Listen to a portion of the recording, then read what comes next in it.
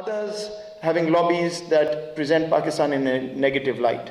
It's partly because we don't have that structure created where this link is strong. In that regard, the National Security Division created a year ago a council of experts, where Pakistan's best minds were brought together on issues from traditional security to food security to economic security to climate and security to advise us on where we need to go on this agenda. Again, under the rubric of the comprehensive security framework. And finally, yesterday, the Prime Minister launched the advisory portal, where we are bringing in over 100 think tanks and universities formally into our ecosystem, and all of them will be able to give us direct policy input on virtually any issue dealing with national security broadly defined, which then will be our responsibility to channel it to the right stakeholders. Let me end by just making 2 points very quickly. One that I thought whether I should put it out here or not, but I really should. I am perhaps the only person in the public sector system by virtue of the position who sits right in the middle of the civilian and military pillars of the state.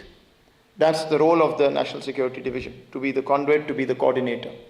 And as we coordinate things, very often I hear this comment from people on whether the two pillars of the state are working together to effect the change that I'm talking about. So I want to put this out on record for all the audience here, but more importantly, everybody who's virtually joining us, that this is at the moment, if anybody is saying that in National Security Division or any other place, there is no consensus on change, I'm sorry, you don't know what is happening within the system.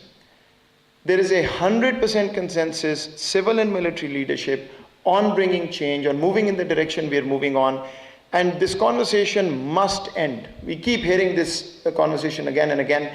I'm standing here and telling you that if the NSD does not deliver on its mandate, it is solely the NSD's fault, because we have 150% support from all elements of the state. And finally, a word about this dialogue.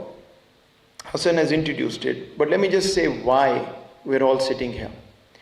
We're sitting here, ladies and gentlemen, because the world has a handful of very sort of notable security dialogues. We hear the term Aspen Dialogue, the Munich Security Conference, the Manama Dialogue, you can list a few more. Where is Pakistan's dialogue? We must participate in every other important dialogue, but where is the dialogue where we can talk about Pakistan and its reality in the rightful manner and bring the world's luminaries to talk to us on this platform? And so the idea is going forward to make this an annual event and at the standard of all other leading security dialogues, so that Pakistan is recognized as a thought leader in the space of comprehensive security for all the world to see on where we are and where we're going. Once again, thank you very much for being here, for your attendance and participation, and thanks to the Chief of Army Staff again for gracing this occasion. Thank you. About security dialogue. Islamabad में वज़ीर आज़म के मुआविन ख़ुसूसी बराए कौमी सलामती मोईद यूसुफ खिताब कर रहे थे। डायलॉग की तकरीब से खिताब कर रहे थे वो। इस्लामाबाद में वज़ीर आज़म के मुआविन ख़ुसूसी बराए कौमी सलामती मोईद यूसुफ इस वक्त खिताब कर रहे थे।